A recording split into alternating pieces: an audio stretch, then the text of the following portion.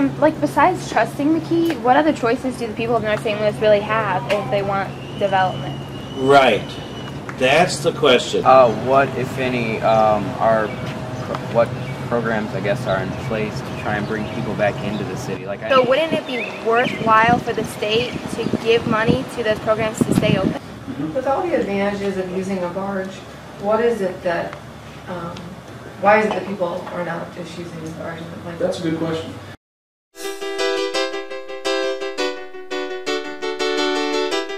Master plan to put in an amphitheater and some kind of recreational thing like basketball court and a reading park, which is named after our mayor who passed away recently. So they'll have a lot of things going on there.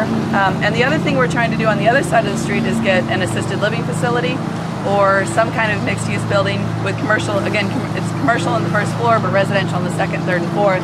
I would call it a great team in the St. Louis area.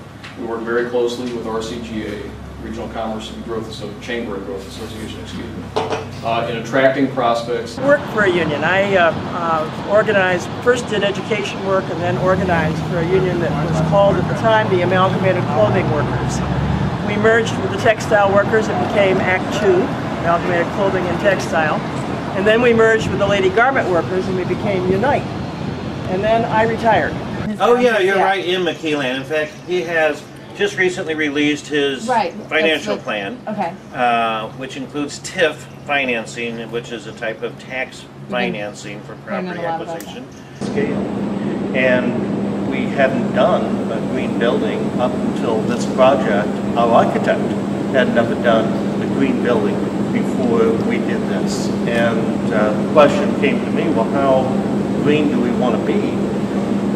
I didn't know enough about it. I said, well, what is the highest rating? They said, well, platinum. Well, I said, that's good, we'll go for that. So no one had told us that we probably couldn't do that on our first outing, but we took it as a challenge, and the people who did the project rose to it, and they actually completed it. Got the platinum rating, and not only that, but brought it in on the budget. Go-Team was about jobs and opportunities. There were many in the St. Louis area that had been lost. The steel industry, such as in Granite City, automobiles, shoes. Like so many other Rust Belt cities, St. Louis was slow to adapt to civilian high-tech industry. However, the metropolitan area is now taking advantage of its Midwestern location to engage in research and development in life sciences and agriculture. The likes of the Danforth Plant Science Center, Monsanto, and healthcare complexes such as the Washington University Medical Center are generating growth to pick up the slack of lost industries. Even in Granite City, healthcare is now a key component of growth. Go-Team was based at the Brentwood Community Center. We had minimal class time to provide introductions to economic principles and the locations we were visiting. They moved again. You know, Mexico, where's Mexico on here?